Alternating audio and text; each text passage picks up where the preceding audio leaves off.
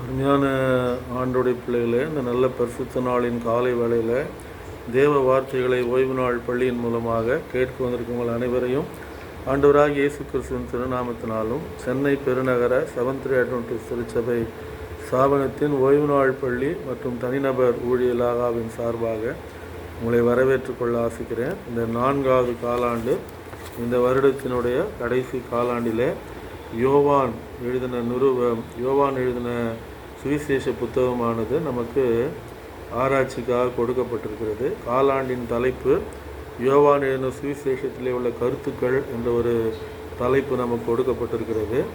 இந்த காலாண்டினுடைய புத்தகத்தை நாம் இந்த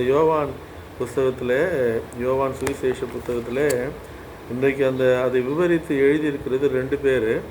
எட்வர்ட் ஷிங்கே, தாமஸ் ஷெப்பர்ட் என்று சொல்லக்கூடிய 2 செவன்த் டே அட்வென்டிஸ்ட் ஸ்காலர்ஸ் என்ன பண்ணியிருக்காங்க, இல்லை என்று சொன்னால் செவன்த் டே அட்வென்டிஸ்ட் திருச்சபையினுடைய இறையியல் நிபுணர்கள் இந்த காலாண்டின் புத்தகத்தை எழுதியிருப்பதை நம்மால் பார்க்க முடிகிறது. இதில் எட்வர்ட் ஷிங்கே என்று சொல்லக்கூடியவர் ஜெனரல் கான்ஃபரன்ஸில் அவர் வேத ஆராய்ச்சி நிறுவனத்தினுடைய முன்னாள் இணை இயக்குனராகவும் எல்என்ஜி ஒயிட் எஸ்டேட்டினுடைய துணைத் தலைவராகவும் ரிவ்யூ என்று சொல்லக்கூடிய ஊழியங்களுடைய மூத்த ஆலோசகராகவும் இந்த எட்வர்ட் ஷிங்கே என்று சொல்லக்கூடிய இந்த போதகர் இருந்ததை நம்மால் பார்க்கணும். 3 கௌரவ டாக்டர் பட்டங்கள், இல்லைன்றால் முனைவர் பட்டங்கள் அவருக்கு வேதத்திலே வழங்கப்பட்டிருக்கிறது. ஒரு நல்ல வேத ஆராய்ச்சி செய்யக்கூடிய, புதிய ஏற்பாட்டை ஆராய்ந்து எழுதக்கூடிய ஒரு நல்ல ஒரு வேத அறிஞராக அவர் இருப்பதை நாம் பார்க்க. 2வதாக தாமஸ் ஷெப்பர்ட் என்று சொல்லக்கூடியவர் ஆண்ட்ரூஸ் யூனிவர்சிட்டியில் செவன்த் டே அட்வென்டிஸ்ட் திருச்சபையினுடைய இறையியல் கல்லூரியின் புதிய ஏற்பாட்டு ஆராய்ச்சி பேராசிரியராக அவர் இருக்கிறார்.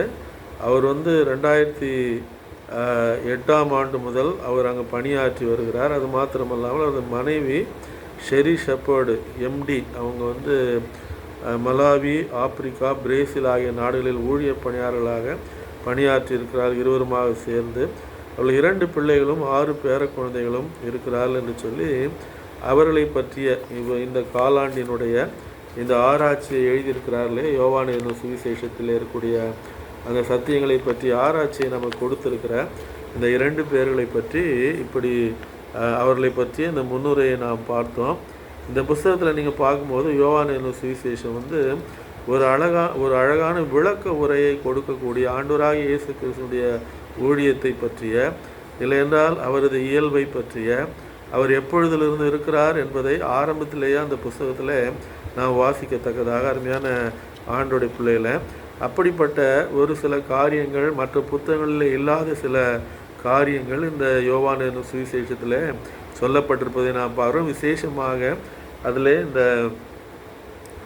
பெதஸ்தா குழத்தண்டையிலே சுகமாக்கப்பட்ட அந்த வியாதியஸ்தன், அப்புறம் தண்ணீரை திராட்சை ரசமாக அவர் மாற்றின அந்த காரியம், அது மாத்திரமல்ல சில காரியங்கள் மற்ற 3 சுவிசேஷ புத்தகங்களும் ஆரம்பிக்கும் பொழுது இயேசுவானவருடைய திருபிறப்பை குறித்து அவரது வம்சாவழியை அறிவிக்கிறது. ஆனால் இந்த புத்தகம் மாத்திரம் இயேசுவானவருடைய வம்சாவழியை ஏன் அறிவிக்கவில்லை என்று சொன்னால், அவர் இறைவனாக இருந்து மனிதனாக இந்த உலகத்திற்கு வந்தவர் என்பதை மிக தெளிவாக இந்த யோவான் என்னும் சுவிசேஷ புத்தகமானது நமக்கு வெளிப்படுத்தி காண்பிப்பதை நாம் பார்க்க முடிகிறது. இந்த ஈரானுடைய தலைநகர் டெஹ்ரானில் ஒரு கடையில் ஒரு கம்பளி இருந்ததாகவும் அதில் நெய்யப்பட்டவைகள் மிகவும் நேர்த்தியானவைகள் என்று சொல்லப்பட்டிருப்பதை நாம் பார்க்கிறோம்.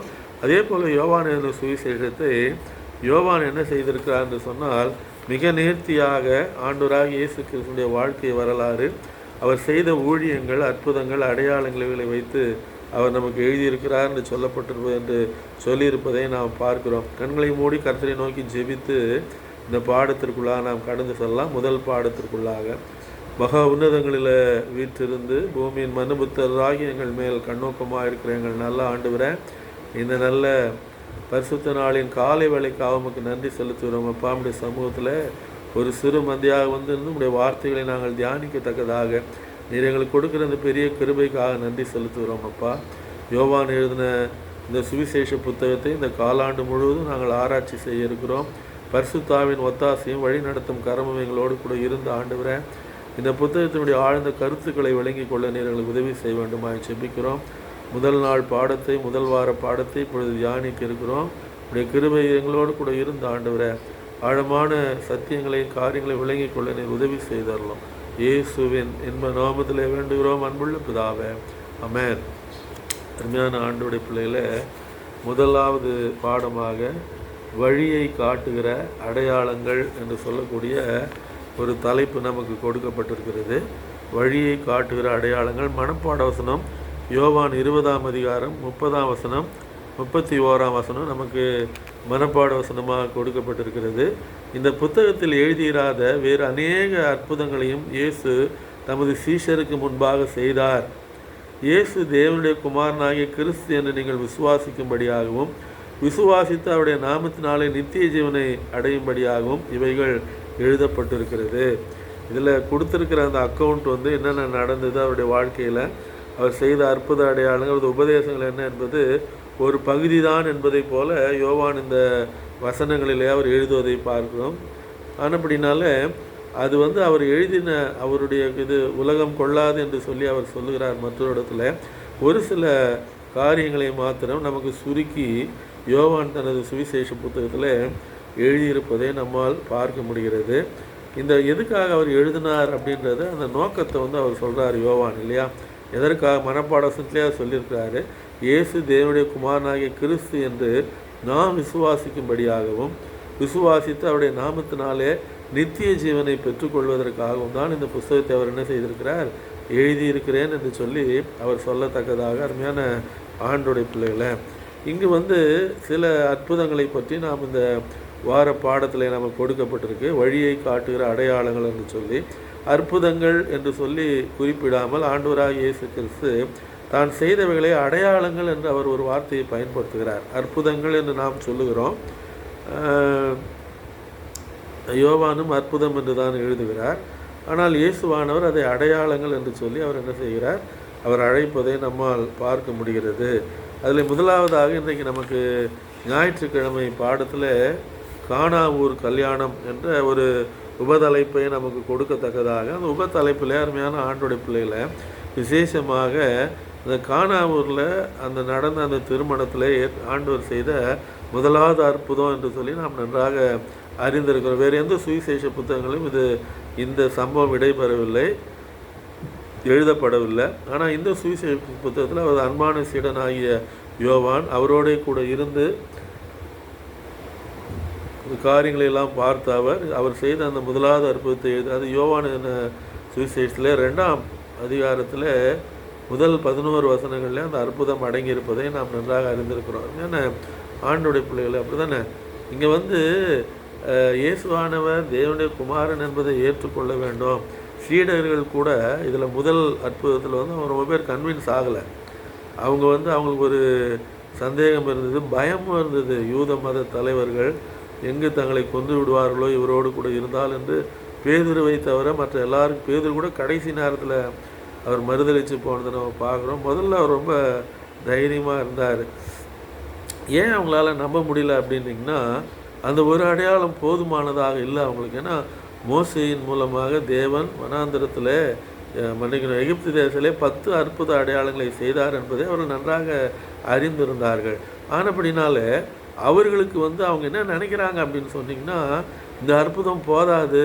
முதல் அற்புதத்திலே அநேகர் மனம் என்ன செய்யலை, அவர்களுடைய மனங்கள் அவரை தேவகுமாரன் என்றும் மேசியா என்றும் ஏற்றுக்கொள்ள பக்குவப்படாத இதயமாக இருந்ததை நாம் பார்க்கிறோம். ஆனாலும் அவர் அந்த இடத்துல திருமண விருந்திற்கு அழைக்கப்பட்டிருந்த அவர் அந்த இடத்துல என்ன செய்கிறார் என்றால், தண்ணீரை திராட்சை ரசமாக மாற்றத்தக்கதாக. அப்படிதானே அந்த திருமணத்தில் இந்த திராட்சை ரசம் தீர்ந்து விட்டது. எல்லாரும் கேட்கிறார்கள், மரியாளிடத்திலே சொல்லுகிறார்கள், இல்லையா? மரியாள் போய் என்ன செய்கிறார், இயேசுவான இடத்துல அவங்க கேட்குறான். இப்போ இயேசுசாமி சொல்கிறாரு, சிறியே உனக்கும் எனக்கும் என்ன, என் வேலை இன்னும் வரவில்லை.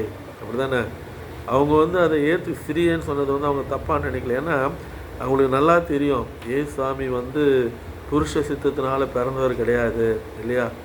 யோசேப்போடு திருமணம் நடந்து அதன் பின்பு பிறந்த குழந்தை கிடையாதுன்னு அவங்களுக்கு நல்லா தெரியும். அதனால் அவங்க வந்து அதை கோச்சிக்கல. அவர் வந்து சிறிய என்று அழைத்த பொழுது அவர் கோபித்து கொள்ளவில்லை. அருமையான ஆண்டோடைய பிள்ளைகளை, இது அந்த 6 கற்சாடிகளை நீங்கள் பார்த்தீங்கன்னா யூத முறைமையின்படி சுத்திகரிப்புக்காக வைக்கப்பட்டிருக்கக்கூடிய கற்சாடிகள். அது அந்த கால் வெளியிலேருந்து வரவங்க கை கால், ஏன்னா யூதருங்க தான் அடிக்கடி கை கால்களை கழுவாங்க இல்லையா பரிசேயர், அதற்காக வைக்கப்பட்டிருந்த கற்சாடிகள் அவைகளிலே வந்து தண்ணீர் நிரப்பப்பட்டு இருந்தது. அதை வந்து அது காலியாக இருந்தது. அதில் தண்ணீர் நிரப்பும்படி ஆண்டவராக இயேசு கிறிஸ்து என்ன செய்கிறார், அவங்க அம்மா வந்து அவங்கக்கிட்ட கேட்ட பிறகு அங்கே இருக்க நிலைமையை வந்து அவர் பார்க்குறார். ரொம்ப கஷ்டமான நிலைமை, ஒரு எம்பாரஸ்மெண்ட் என்று சொல்லலாம் இல்லையா, ஒரு வெட்கக்கேடான ஒரு நிலைமை. திராட்சை ரசம் இல்லை அப்படின்னா அந்த அந்த அந்த ஊர்லலாம் பார்த்திங்கன்னா ஒவ்வொரு ஃபங்க்ஷன்லேயும் வந்து திராட்சை ரசம் கொடுப்பாங்க. அதாவது ஃப்ரெஷ்ஷு கிரேப் ஜூஸ், இது ஒயின் கிடையாது. இது ஒயினோஸ் என்ற வார்த்தை கிரேக்க வார்த்தை பயன்படுத்தப்பட்டிருக்கு, இல்லைன்னு சொல்ல நம்ம. ஆனால் அது புளிப்பில்லாத திராட்சை ரசம் என்று ஒயிட் அம்மையார் என்ன செய்கிறாங்க, அந்த டிசைர் ஆஃப் ஏஜஸ் புத்தகத்திலே அவர்கள் எழுதுவதை நம்மால் பார்க்க முடிகிறது. அது மாத்திரமல்ல, அது மதுபானமாக இருந்திருக்க வாய்ப்பு இல்லை. ஏனென்று சொன்னால் ஒரு திருமண வீட்டில் எல்லாரும் மதுபானம் அறிஞ்சிருந்தால் என்ன ஆயிருக்கும் இல்லைங்களா, அந்த மாதிரி கிடையாது. அவங்க பழக்கம் திராட்சை ரசம் தான் தமிழில் சரியாக மொழிபெயர்த்துருக்கு. தமிழ் மொழிபெயர்ப்பு தான் சரியானது இல்லையா. அங்கே அவர் என்ன செய்கிறாருன்னு சொன்னால் அந்த தண்ணீரை திராட்சை, அப்போது அங்கே இருக்கிறவங்களாம் கேட்குறாங்க, அந்த பந்திரி விசாரிப்புக்காரன் கேட்குறான், நல்ல திராட்சை ரசத்தை இவ்வளோ நாளும் உள்ளே வச்சுட்டுருந்துச்சு, உள்ளே நீங்கள் மறைத்து வைத்து விட்டு என்ன செய்கிறீங்க, நீங்கள் சுவையில்லாத திராட்சை ரசத்தை முதல்ல கொடுத்துட்டீங்களே அப்படின்னு சொல்லி அவர்கிட்ட கேட்குறாங்க. ஆனால் அவங்களுக்கு தெரியாது அந்த திராட்சை ரசம் எப்படி வந்தது இல்லையா. தண்ணியை ரொப்புனவங்களை தவிர, அதை எடுத்துகிட்டு போய் பரிமாறினவங்களை தவிர வேறு யாருக்குமே தெரியாது. ஆண்டவராக இயேசு கிறிஸ்து தமது வல்லமையினாலே தண்ணீரை திராட்சை ரசமாக மாற்றினார் என்பதை அறியாதவர்களாக அருமையான ஆண்டோடைய பிள்ளைகள் இல்லையா. இந்த இடத்துல சிருஷ்டிகர் எப்படிப்பட்ட வல்லமை உள்ளவர் என்பதை இந்த முதல் அற்புதத்திலே அவர் காண்பிக்கத்தக்கதாக இல்லையா. அற்புதங்கள் என்று சொன்னாலும் இயற்கைக்கு மாறானவைகள் என்று சொல்லி பாடத்தில் நல்லா அருமையாக கொடுத்துருக்காங்க. அது வந்து இயற்கைக்கு அப்பாற்பட்டதுன்னு தான் நாம் கொள்ள வேண்டும். ஆண்டவர் ஒரு அதிசயத்தை அவர்கள் கண்கள் சீடருடைய கண்களுக்கு முன்பாக செய்யத்தக்கதாக கடவுளுடைய நாமத்தை நாம் மகிமைப்படுத்தணும் அதற்காக இல்லையா. ஏன்னா அவர் தேவகுமாரன் நிரூபிக்கப்பட வேண்டும், உலகம் அவரை ஏற்றுக்கொள்ள, அதற்காக எவ்வளோ செஞ்சு பார்த்தார் அவர். ஆனால் அவங்க விசுவாசியாதவர்களாக இருந்ததை நாம் பார்க்குறோம் இல்லையா.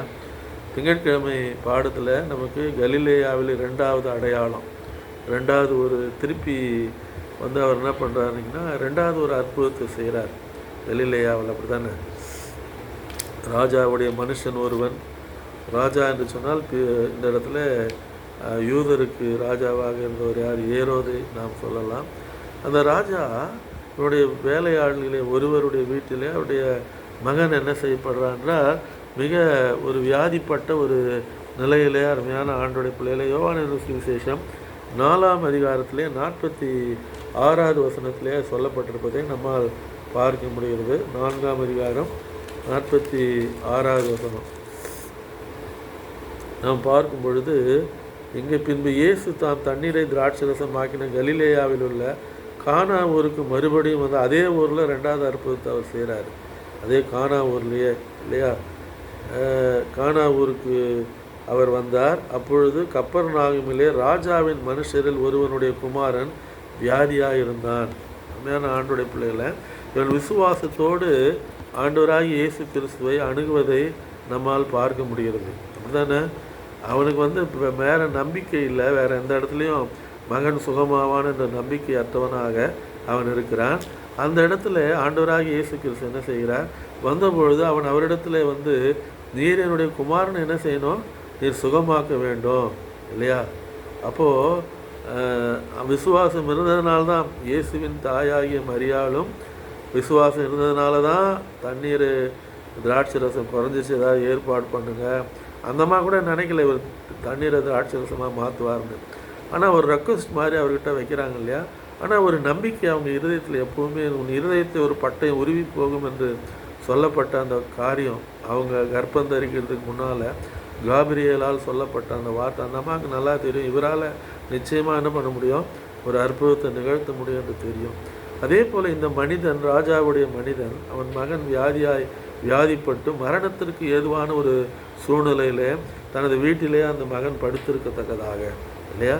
2 பேருமே விசுவாசத்தோடு தான் ஆண்டவராக இயேசு கிறிஸ்து என்ன செய்கிறாங்க, அணுகினதை நம்மால் பார்க்க முடிகிறது. அருமையான ஆண்டோடைய பிள்ளைகளை, கடைசியில் அவங்க 2வது அந்த இதில் இப்போ பார்க்கும்போது அவங்க என்ன செய்கிறாங்க, அவன் அவரிடத்துல கேட்கிறான், கெஞ்சுகிறான், ஆண்டவரே நீர் என்னை நீருடைய குமார் நீர் வந்தீரானால் அவன் சுகப்படுவான், இல்லையா? இயேசுவானவர் என்ன சொல்கிறார் என்றால், நீ போ, அவனுடைய குமாரன் பிழைத்திருக்கிறான் என்று அவரிடத்திலே சொல்லத்தக்கதாக, அப்படிதானே? தைரியமாக நீ போன்றார் ஆண்டவர் அவனை பார்த்து. ஆண்டவரே என்னுடைய பிள்ளை சாகிறதற்கு முன்னே வர வேண்டும். ஆண்டவர் சொல்லி போ, உன்னுடைய மகன் பிழைத்திருக்கிறான் அப்படின்னார். அவனுடைய அந்த விசுவாசத்தை அவர் பார்க்கிறார். அருமையான ஆண்டுடைய பிள்ளைகளை, அப்படிதானே? விசுவாசிக்கிறவர்களால் எல்லாம் கூடும் என்று சொல்லி அவர் சொல்லுகிறார்.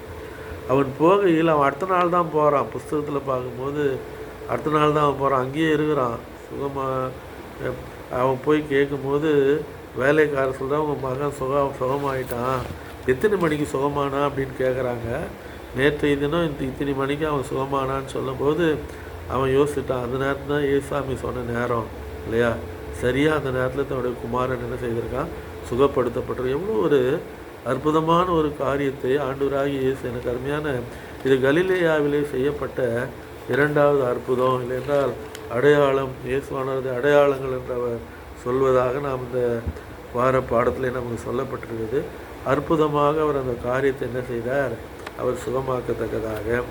இந்த வாரத்தில் நமக்கு திங்கக்கிழமை பாடம். அது திங்கக்கிழமை செவ்வாய்க்கிழமையிலேருந்து செவ்வாய் புதன் வியாழன் முழுவதும் ஒரே ஒரு அற்புதம் தான் நமக்கு இங்கே கொடுக்கப்பட்டிருக்கு.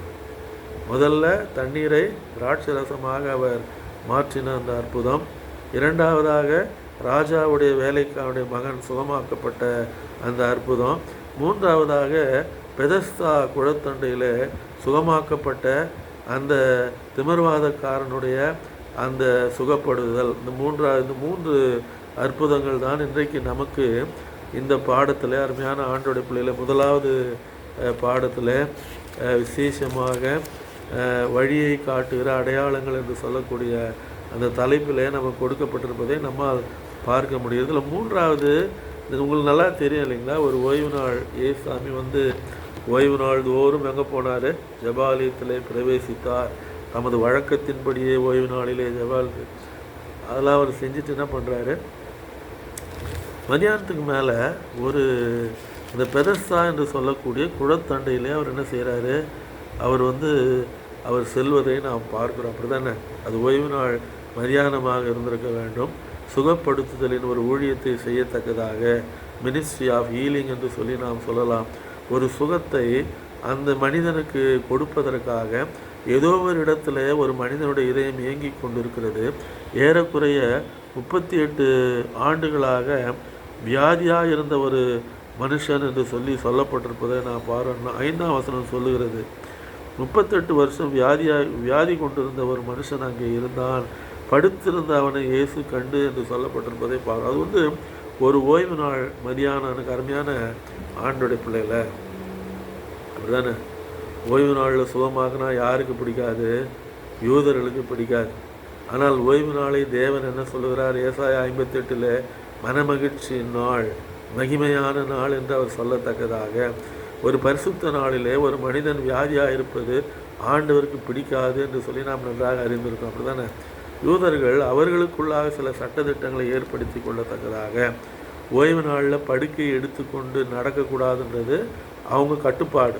28 உபசட்டங்களை அவர்கள் ஏற்றி வைத்திருந்தார்கள் ஓய்வு நாளை குறித்து, இல்லையா? ஓய்வு நாளோடு சார்ந்ததாக ஒரு குறிப்பிட்ட மைலுக்கு மேலே அவங்க நடக்கக்கூடாது. ஓய்வு நாளில் ஒரு குறிப்பிட்ட படுக்கையை எடுத்துக்கொண்டு நடக்கக்கூடாது. ஓய்வு நாளில் கோழி முட்டையிட்டால் எடுக்கக்கூடாது. ஜொல்லுப்பை கட்டப்பட்டிருந்தால் குழந்தைகளுக்கு அதை அவிழ்க்கக்கூடாது. ஓய்வு நாள் முடிந்த பின்பு தான் அது நாற்றம் எடுக்கும். அப்படி தானே? வெள்ளிக்கிழமை சாயங்காலம் கட்டிட்டு நீங்கள் சாபத்து மார்னிங்கே ஸ்மெல் வர ஆரம்பிச்சிடும், பேட் ஸ்மெல் அதுலேருந்து. ஏன்னா குழந்தையோட எச்சில் அதில் பட்டிருக்கோம், இல்லையா? அதை கூட கழட்டக்கூடாது. அப்படின்னு சொல்லி ஒரு கட்டுப்பாடுகளை அவர்களாகவே ஏற்படுத்தி கொண்டவைகள், வேதத்தில் இல்லாதவைகள். இயேசுவானவர் அருமையான ஆண்டுடைய பிள்ளைகளை இந்த மனிதனை பெதஸ்தா குளத்தண்டையில் இருந்த அந்த மனிதனை அவன் சுகமாக வேண்டும் என்ற வாஞ்சை அவன் இருதயத்தில் இருக்கிறது. அவன் தேடுகிறான், யாராவது தன்னை கொண்டு போய் அந்த குளத்தில் இறக்க மாட்டார்களா, இறக்கி விட மாட்டார்களா என்று சொல்லி அவன் தேடத்தக. ஏனென்றால் சில வேளைகளில் ஒரு தேவதூதன் அதை கலக்குவதாகவும் அந்த தண்ணீர் கலங்கின பின்பு முதல் யார் இறங்குகிறார்களோ அவன் எப்பேற்பட்ட வியாதியஸ்தனாக இருந்தாலும் அவன் சுகமாக்கப்படுவான் என்பது ஒரு ஐதீகமாக அங்கே இருந்திருப்பாங்க. அதே போல் நிறைய பேர் சுகம் பெற்று போயிருக்கிறாங்க இல்லையா. ஆண்டவர் இஸ்ரவேலருக்காக செய்யாத அற்புதமா அடையாளமா அப்படி தானே. முதல்ல இப்போ கூட அப்போ செஞ்சுட்டு இருக்கார் இல்லையா, அற்புதமாக அவங்கள பாதுகாத்துட்டு இருக்கார் ஆண்டவர். அயன் டோம் என்று சொல்லக்கூடிய ஒரு ஏவுகணை எதிர்ப்பு ஒரு அமைப்பை அந்த தேசம் ஏற்படுத்தி வைத்திருக்கிறது இல்லையா. அதில் நிறைய ஹிஸ்புல்லா தீவிரவாதிகளும் ஹமாஸ் தீவிரவாதிகளும் அனுப்பக்கூடிய ஏவுகணைகளை இடைமறித்து அது தாக்கி அழிக்கக்கூடியதாக வானத்திலேயே. இப்பொழுது ஈரானிலிருந்து என்ன செய்கிறது என்று சொன்னால், ஈரானில் ஹிஸ்புல்லா தீவிரவாதிகளுக்கு ஆதரவாக ஈரான் அதன் மீது குண்டு மழை பொழிகிறதை பார்க்கிறோம். இவர்கள் லெபனான் மீதும் ஈரான் மீதும் பதில் தாக்குதலை நடத்துகிறார்கள். எவ்வளோ அற்புதங்களை செஞ்சு ஆண்டவர் அவங்களுக்கு விடுதலை தந்து அவங்கள பாதுகாக்கிறார், அப்படி தானே. அதே போல் இவர் செய்த இந்த காரியத்தில் இந்த மனிதன் பாதுகாக்கப்படத்தக்க ஓய்வு நாளில் அவர் என்ன நினைக்கிறாருன்னா, ஆண்டவர் மனமகிழ்ச்சி நாள் அப்படின்றார் அவர் இல்லையா. ஓய்ந்திருந்து பூரித்தாருன்றார் ஒரு இடத்துல. அப்போ வியாதியாக இருக்கவனை அப்படியே விட்டுட்டு போனால் நல்லா இருக்குமா அப்படின்னு ஆண்டவர் யோசிக்கிறார், அப்படி தானே. வியாதியாக இருக்கிறவனுக்கு சுகம் கொடுக்கணும், அதுதான் ஓய்வு நாளுடைய ஒரு முக்கியமான காரியம். படைப்பாளருக்கு தெரியாததா எதை செய்யணும் எதை செய்யக்கூடாதுன்னு பரிசுத்த நாளில், அப்படி தானே. அப்போது இவர் என்ன செய்கிறார் என்றால், அந்த இடத்துல நீங்கள் செவ்வாய்க்கிழமை பாடம், புதன்கிழமை பாடம், வியாழக்கிழமை பாடம் மூன்றுமே இந்த பெதஸ்தா குளத்தண்டையிலே நடந்த அந்த சுகப்படுத்துதலின் ஊழியத்தை பற்றி தான் அங்கு சொல்லப்பட்டிருப்பதை நாம் பார்க்கிறோம். முதலாவது அவங்க என்ன செய்தாங்கன்னு சொன்னால், வெகுகாலம் வியாதியாக இருந்தவங்க அங்கு, அதாவது கைவிடப்பட்டவங்க தான் இருந்தாங்க அந்த இடத்துல நிறையா பேர் கைவிடப்பட்டவங்க. ஆனால் ஒரு அட்டெண்டர் இருப்பார், இவங்களுக்கு அந்த கால் இதாக இருக்கிறவங்க சப்பானியாக இருக்கிறது அவங்கள கொண்டு போய் இறக்குவாங்க. அந்த குளத்து தண்ணீர் கலங்கின உடனே அவங்க சுகமாக்கப்படுவாங்க. பார்வையற்றவர்கள் இருக்கலாம், இல்லை வேறு ஏதாவது வியாதிகள் உடையவர்கள் இருக்கலாம். அவர்கள் பரிபூர்ணமாக சுகமாக்கப்பட்டார்கள். அருமையான ஆண்டோடைய பிள்ளைகளை அவர்கள் விசுவாசித்தார்கள், அவர்கள் சுகத்தை பெற்றுக்கொண்டார்கள் இல்லையா. அப்போது இது ஓய்வு நாளாக இருக்குது. ஓய்வு நாளாக இருக்கிறதுனால அவர் என்ன பண்ணார், ஏசாமி அவன்கிட்ட போய் நிற்கிறாரு. அவன் நீ சுகமடைய விரும்புகிறாயா என்று கேட்டால் அவன் என்ன நினச்சிக்கிறான்னா, இவர் வேறு யாருக்கும் வந்திருக்க ஒரு அட்டெண்டர் போல். பேஷண்ட்டுங்களுக்கு இப்போ ஆஸ்பத்திரிகளில் அட்டெண்டர் இருக்கணும்னு சொல்லுவாங்க இல்லையா, குளுக்கோஸ் ஏறும்போதெல்லாம் சொல்லுவாங்க, இல்லை ரொம்ப சீரியஸாக இருக்கவங்கள அப்படி சொல்லுவாங்க. அந்த மாதிரி ஒரு அட்டெண்டர் போல் யாருக்கும்னு சொல்லி என்னை யாரும் இறக்கி விட ஆள் இல்லை ஆண்டவரே அப்படின்னு அவன் என்ன செய்கிறான், ஏசாமியோட இடத்துலையே அந்த அருமையான ஆண்டோடைய பிள்ளையில் அந்த மனிதன் சொல்லத்தக்கதாவது 5ஆம் அதிகாரத்தில் படுத்திருந்த அவனை இயேசு கண்டு, அவன் வெகு காலமாய் வியாதியஸ்தன் என்று அறிந்து அவனை நோக்கி சொஸ்தமடைய வேண்டும் என்று விரும்புகிறாயா என்று கேட்டார். அதற்கு வியாதியஸ்தன், ஆண்டவரே தண்ணீர் கலக்கப்படும் போது என்னை குளத்திலே கொண்டு போய் விடுகிறதற்கு ஒருவரும் இல்லை, நான் போகிறதற்கு முன்னே வேறொருவன் எனக்கு முந்தி இறங்கி விடுகிறான் என்றான். பிடிதங்களா நான் சொல்கிறது, அவன் என்ன நினச்சிக்கிட்டான்னா, யாரோ ஒருத்தருடைய அட்டெண்டர் நம்ம பக்கத்தில் நின்றுட்டு இருக்காரு. உலகங்களை உருவாக்கின, அண்ட சராசரங்களை படைத்து பாதுகாத்து வழி நடத்தி வருகிற ஒரு மாபெரும் வல்லமை மனு அவதாரம் எடுத்து தன் எதிரிலே நின்று கொண்டிருப்பதை அறிந்திராத அந்த மனிதன், அருமையான ஆண்டோட பிள்ளைகளை, அப்படிதானே. அவன் என்னை கொண்டு போய் இறக்கி விட ஆள்லன்னு தான் அவன் சொல்கிறான். ஏசு அவனை நோக்கி எழுந்திரு, உன் படுக்கை எடுத்துக்கொண்டு நடையன்றார். அப்படி தானே. எழுந்திருன்றது சரி, படுக்கை எடுத்து நடன்னு சொன்னது அது ஒரு பெரிய பிரச்சனையாக மாறிடுது அன்றைக்கி ஓய்வு நாள் மதியானத்தில். இந்த சுகப்படுத்துதலின் ஒரு காரியத்தை இயேசுவானவர் செய்த பொழுது அது ஒரு பெரிய ப்ராப்ளமாக மாறிட்டு அவங்களுக்கு. என்னன்னு சொன்னால், வேத பார்ப்பர் சரி உன்னை ஏன் படுக்கை எடுத்து நடக்கிறேன்னு கேட்குறாங்க. படுக்கை எடுத்து நடக்கிறது கூடிய தவறு இந்த உலகத்தில். பரிசுத்த நாளில் அருமையான ஆண்டோடைய பிள்ளையில் அதுவும் சுகமாக்கப்பட்ட ஒருவன் அவன் சொல்லுகிறான், அங்கே அவங்க இந்த வசனத்தை இங்கே சொல்லப்பட்டிருக்க ஒரு வார்த்தையை, யோவான் எழுதியிருக்க ஒரு வார்த்தையை அப்படியே இன்றைக்கு பெந்தேகோஸ்தே சகோதரர், ஆவேச மார்க்க சகோதரர்கள் தாங்கள் பரிசுத்த ஆவியை பெற்றிருக்கிறோம் என்று சொல்லுகிற அவர்கள், இல்லை என்று சொன்னால் இந்த ஆவேச மார்க்கம் என்று நான் சொல்வது இந்த விளங்காத வார்த்தைகளை உச்சரித்து அந்நிய பாஷை என்று சொல்லுகிறார்களே, அவர்கள் நமக்கு எதிராக பயன்படுத்துகிறார்கள் ஒரு வார்த்தை. இதிலிருந்து 5ஆம் அதிகாரத்திலிருந்து ஒரு வசனத்தை அதை நான் வாசிக்கிறேன் நான் உங்களுக்காக. என்ன சொல்லப்படும்? இயேசு அவர்களை நோக்கி, என் பிதா இதுவரைக்கும் கிரியை செய்துவார், நானும் கிரியை செய்து வருகிறேன் என்றார். அவர் ஓய்வு நாள் கட்டளையை மீறினதும் அல்லாமல் அப்படின்னு ஒரு கமா வருது. அவங்க என்ன நினச்சிக்கிறாங்கன்னா, இந்த வசனத்தை நமக்கு காட்டுறாங்க, ஏசாமி ஓய்வு நாளை மீறிட்டாராம் அவங்க சொல்கிறது. உங்களுக்கு புரியுதுங்களா நான் சொல்கிறது? ஏசாமி ஓய்வு நாளை மீறி இருந்தால் எப்படி அவர் அழிக்கால நிறைவேற்றுகிறதுக்கே வந்தேன்னு எப்படி சொல்லுவார் நியாயப்பிரமாணத்தை? மத்தேயு 5:17 அப்படி தானே? மீறல, அவர் மீறினதான் இவங்க நினைக்கிறாங்க. Misunderstanding of the scripture. இறைத்தன்மை, ஓய்வு நாளை பற்றி இறைவனுடைய கான்செப்ட் இருக்குது, அதை தப்பாக புரிஞ்சுக்கிட்டதுனால அவர் ஓய்வு நாளை மீறினதான் நினைக்கிறாங்க. இவங்க என்ன சொல்கிறாங்கன்னா, இன்றைக்கி இருக்கிற பெந்தேகோஸ்தே சகோதரர்கள் நம்மை பார்த்து ஏசாமி ஓய்வு நாளை மீறினார். கிடையவே கிடையாது. அவங்க நினச்சிக்கிட்டாங்க அப்படி அவர் மீறிட்டதா இல்லையா? ஓய்வு நாள் அவர் கற்பனைகளை அவர் மீறியிருந்தால் அவரும் ஒரு பாவியாக தானே இருப்பார். அவருக்கு ஒரு ரட்சகர் தேவைப்படுவாங்க இல்லைங்களா? அப்புறம் எதுவுமே கிடையாது. அதனால தான் ஏசாமி சொன்னார், அழிக்கிறதற்கு அல்ல. மத்தேயு 5:17 நியாயப்பிரமாணத்தை ஆனாலும் தீர்க்க தரிசனாலும் அழிக்கிறதற்கு வந்தேன் என்று எண்ணிக்கொள்ளாதீர்கள், அழிக்கிறதற்கு அல்ல நிறைவேற்றுகிறதற்கு வந்தேன். இப்படி தான் நிறைவேற்றணும். அப்படின்னா வியாதியாக இருக்கிறவர்களுக்கு சுகம் கொடுத்தல் என்று சொல்வது ஓய்வு நாளிலே அது ஒரு வேலைகளிலே ஒன்று. ஓய்வு நாளிலே ஒரு ஊழியக்காரனோ இல்லைன்றால் இறைவனோ செய்யக்கூடிய வேலைகளிலே ஒன்று ஓய்வு நாளிலே வியாதியாக. அதே போல் மார்க் சுவிசேஷத்துலேயும் வருது இல்லைங்களா? 18 வருஷமாய் ஒரு அம்மா கட்டப்பட்டிருந்தாங்க, கூனியாக இருந்தாங்க. அவங்கள ஓய்வு நாளில் அவர் விடுதலை ஆக்குறாங்க. இவங்களாம் ஒரு இதை நினச்சி வச்சுக்கிட்டு ஓய்வு நாளில் சுகமாக்குனா தப்பு, படுக்கை எடுத்துக்கொண்டா நடந்தால் தப்பு, அப்படி இப்படின்னு சொல்லி இவங்களே என்ன பண்ணிக்கிறாங்க, ஒரு காரியங்களை ஏற்படுத்தி வச்சுருந்தாங்க. ஆனால் உண்மை அதுவல்ல. ஆண்டவராகிய இயேசு பரிசுத்த நாளில் ஆலயம் முடிந்த பின்பு சென்று அந்த மதியான வேளையில் படுத்திருந்த 38 வருடமாக வியாதியாய் படுத்திருந்த அந்த மனிதனுக்கு ஆண்டவராகிய இயேசு கிறிஸ்து சுகம் கொடுக்கத்தக்கதாக, அருமையான ஆண்டுடைய பிள்ளைகளை நாம் நினைக்கிற மாதிரிலாம் நடக்கணும் அப்படின்னு நினைக்கக்கூடாது. கடவுளுடைய கற்பனை அப்படி தானே இல்லையா? சுகப்படுத்தணும், உதவி செய்யணும், அந்த நாளில் ஜெபிக்கணும் போய் வியாதியாக இருக்கிறவர்களுக்காக இல்லையா? இது கட்டளைகளில் ஒன்று. இதை அவங்க புரிந்து கொள்ள, அவங்களும் புரிஞ்சுக்கல, இவங்களும் அவங்க நினச்ச மாதிரியே இன்றைக்கி இருக்கிற மற்ற மற்ற புதிய ஏற்பாட்டு இறையியல் நபர்கள் என்று தங்களை எண்ணிக்கொள்ளுகளும் நினைக்கிறாங்க. அவங்க என்ன நினச்சாங்க, ஓய்வு நாளை மீறினதா அந்த வசனத்தை நமக்கு எடுத்து காட்டுறாங்க. ஓய்வு நாள் ஏசாமி மீறினார் அப்படின்னா என்ன அர்த்தம்? அவங்க நினச்சதும் இவங்க நினச்சதும் ஒன்று தான். ஏசாமி ஓய்வு நாளை மீறலானா, ஓய்வு நாளை மீறி இருந்தால் கற்பனைகளை மீறுவது பாவம் என்பதை அவர் நன்றாக அறிந்திருந்தார்.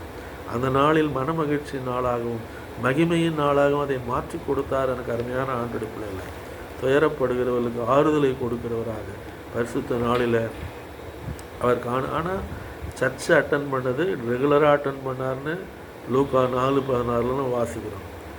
மார்க் சுவிசேஷம் 1ஆம் அதிகாரத்துலையும் நம்ம வாசிக்கிறோம் இல்லையா? ஒவ்வொரு ஓய்வு நாள்லையும் அவர் ஆலயத்துக்கு போகிறார்.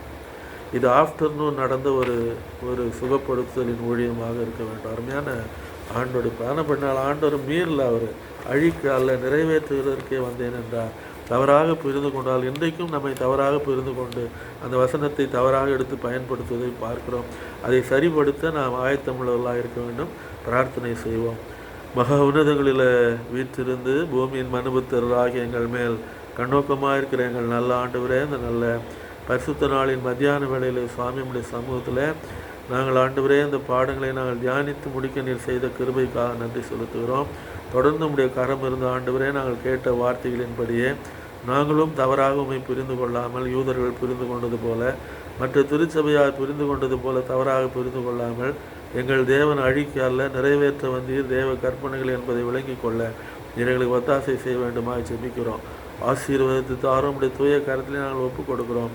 இந்த பாடத்தின் ஆழ்ந்த கருத்துக்கள் மனதிலே தங்கி பயன் தர நீர் அனுக்கிரகம் செய்ய வேண்டுமாய் ஜெபிக்கிறோம். இயேசுவின் இன்ப நாமத்திலே வேண்டுகிறோம் அன்புள்ள பிதாவே. ஆமென்.